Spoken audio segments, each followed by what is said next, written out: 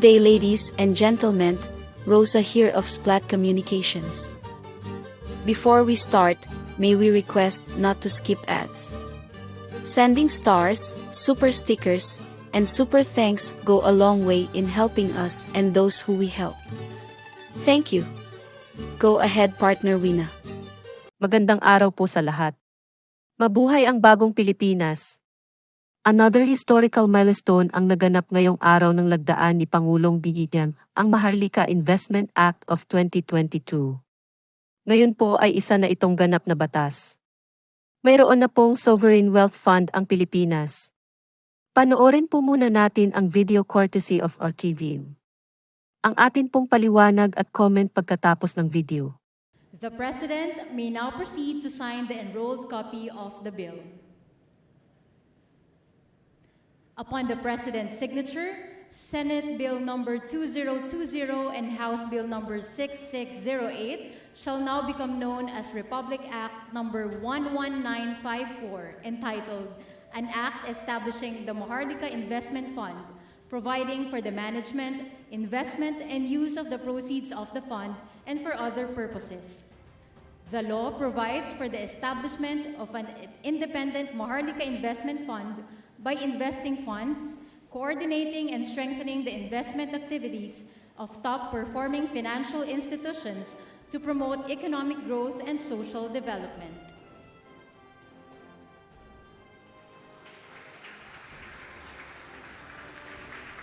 Thank you, Mr. President. With the signing of the MIF Act, the administration is set to prepare the implementing rules and regulations for the creation of the Maharlika Investments Corporation, which will act as the sole vehicle for the purpose of mobilizing and utilizing the MIF for investments in transactions to generate optimal returns on investments.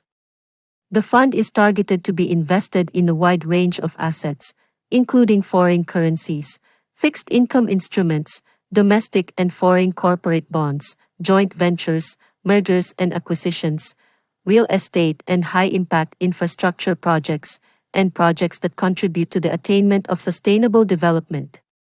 Sana po ay nakatulong kaming maging malinaw at naunawaan na ng lahat ang mga bagay-bagay ukol dito. Ang infographics po ay mula sa Presidential Communications Office. Maraming salamat po.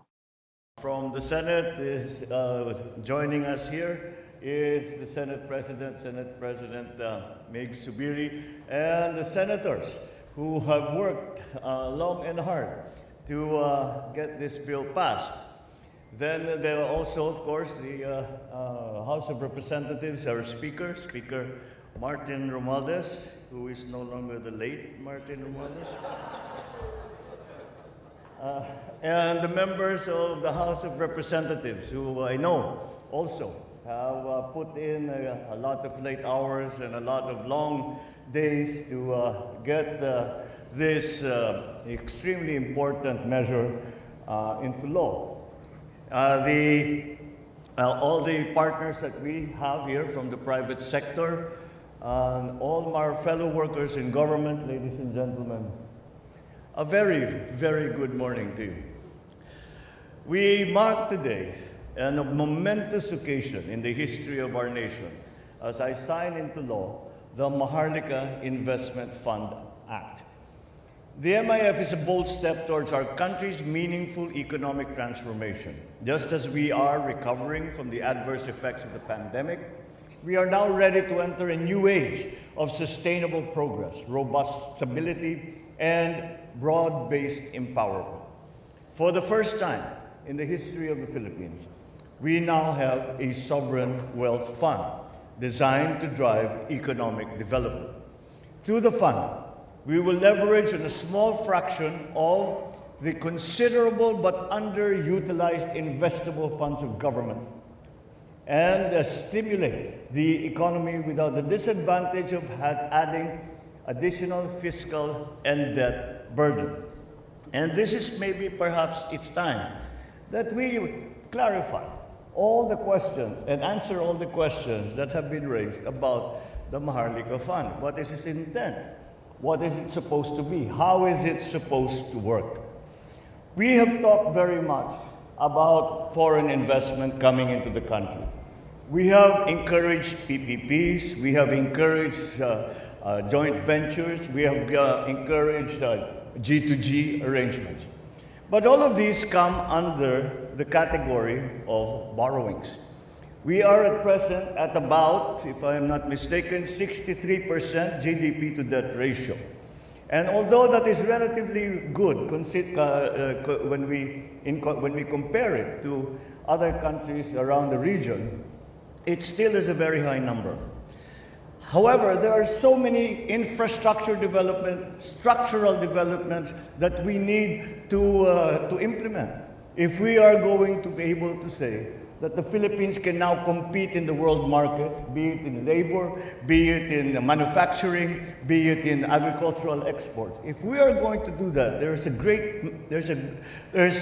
are a great many investments that are going to be needed to be done for us to achieve that.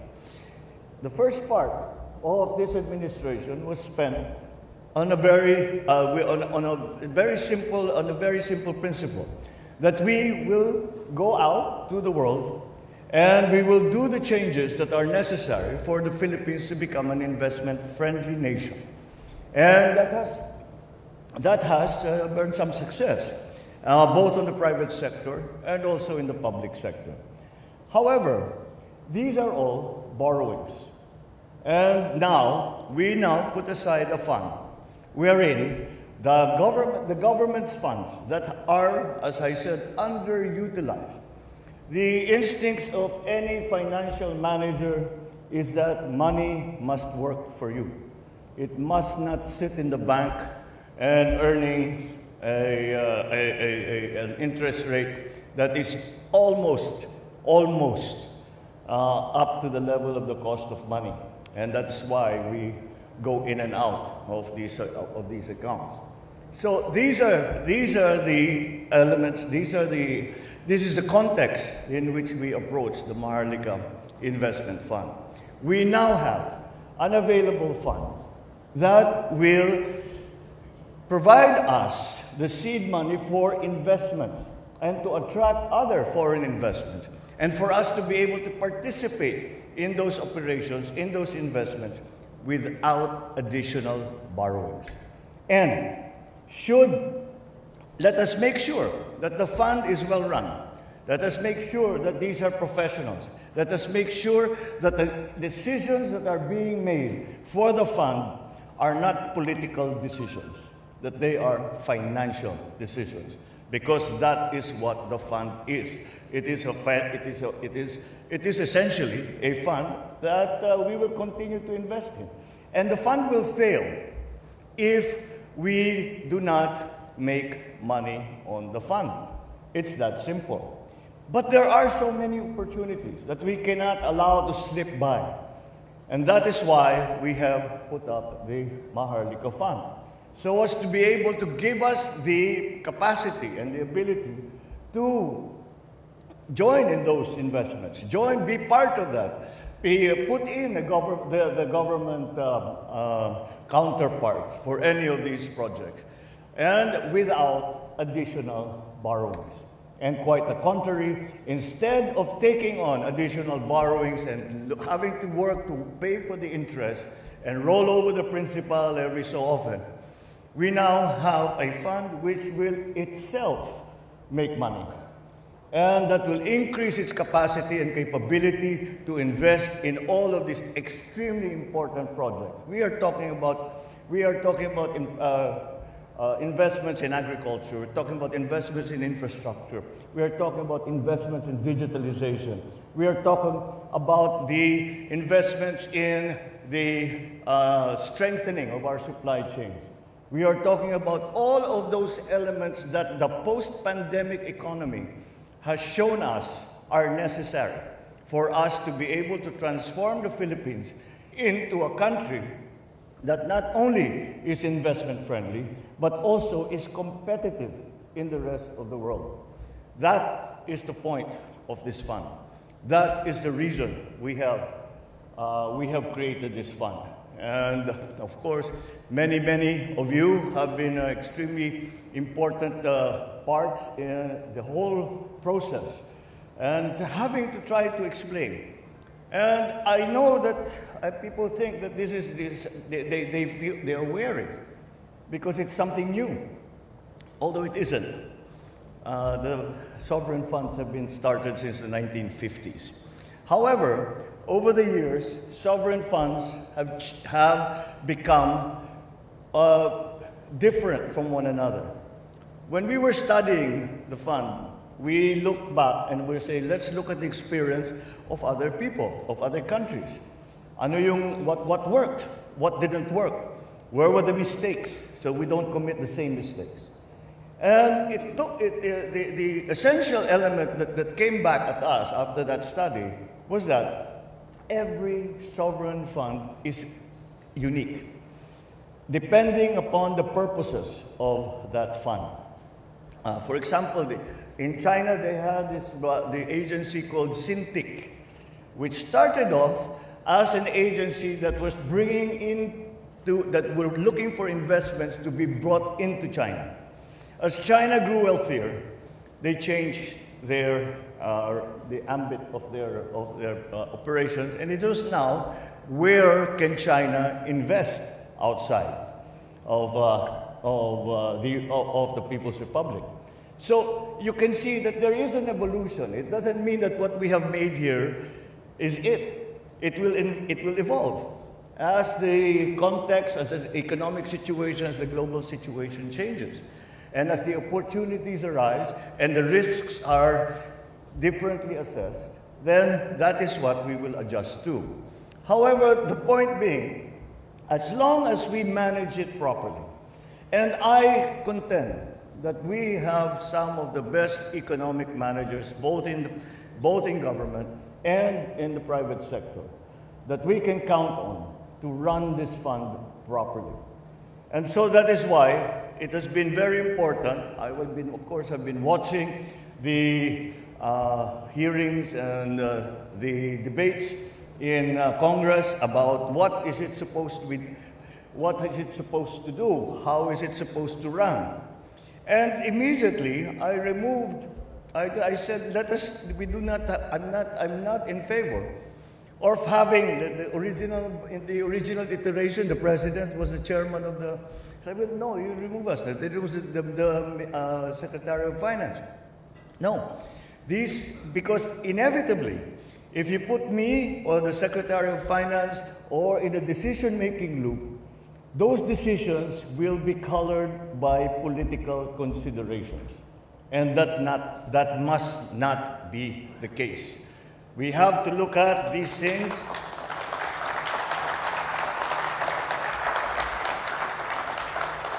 We have to look at any potential investment. We have to look at any potential operation of the fund in a cold, calculating manner. That is the only way that it will succeed. Once again, I'm confident that we will find all of the people who are so competent that we can rest easy that they will handle the fund properly. So long as structurally, and I think we've done that job. Structurally, we remove the political decisions from the fund. And those political decisions are left with the bureaucracy, the political bureaucracy, and the fund is left to be a fund and operating on a sound and proactive financial basis. Now, the DBP will pull together non-debt financial resources as to not crowd out other lending obligations that they need to fulfill under respective mandates. Moreover, the fund has the potential to funnel external financing, reducing the government's burden to finance infrastructure through borrowings, taxes. The establishment of sovereign wealth fund, it will widen the government's fiscal space and ease pressure in financing public infrastructure projects. I note that some of the objections that very early on was there, I would hear some people commenting and saying, hindi ba kung may pera tayong ganyan, kung may pondo tayong ganyan, dapat ilagay yan sa agrikultura, dapat ilagay yan sa infrastructure, dapat ilagay yan sa energy development. Nanonood ako ng television, sabi ko sa kanya, siyempre, kinakausap ko yung TV, saan nyo kaya iniisip na ilalagay yan? Bibili kami mga magagarang kotse, bibili kami ng malalaking yate, yan ba yung iniisip ninyo? It makes me laugh because that is so far from the truth. That is precisely where we are going to put this money. That is precisely where we are going to apply this money. All those critical sectors that have been left behind, all those critical sectors that have to adjust to the new economy, the new global economy, those are the pressure points that we will apply the fund on. It is a crucial undertaking. It will support our overall goal of 6.5% to 8% gross domestic product growth in the medium term. And through the fund, we will accelerate the implementation of the 194 National Economic and Development Authority board-approved, NEDA-approved flagship infrastructure project. While we celebrate this historic feat, let us remember that the fund goes beyond mere numbers or economic jargon. At its core, the IMF carries the dreams and aspirations of the Filipino people. Our citizens who strive for a better future for themselves, their loved ones, and their communities. We take into heart the fact that the numbers we project would mean nothing if they are not seen or felt by the ordinary citizen. Thus, the real challenge is to maintain the integrity of the fund, translate its gains into tangible changes for the benefit of all. I assure you that the fund will be managed by highly competent personnel with a good track record and outstanding integrity. We remain steadfast in our commitment to transparency, accountability, and good governance in this massive and purposeful undertaking. I assure you that the resources entrusted to the fund are taken care of with utmost prudence and integrity. We take one step in our journey towards success, a journey that is fueled by our ambition and the unwavering spirit of the Filipino people. Let us embrace this opportunity with open hearts and minds, confident in our ability to shape our own destiny and create a future where no dream is too big, no aspiration is beyond reach. That is the dream. That is what the fund is for. We hope to fuel that dream. Thank you very much at mabuhay po kayong lahat. Thank you, Mr. President. What can you say? Kindly share your thoughts in the comment portion. We have reached the end of today's video. In behalf of my partner Wina and the rest of the Splat Communications and Simplified Strategic Solutions team, thank you. Till next time. Stay safe. Rosa out. Bye.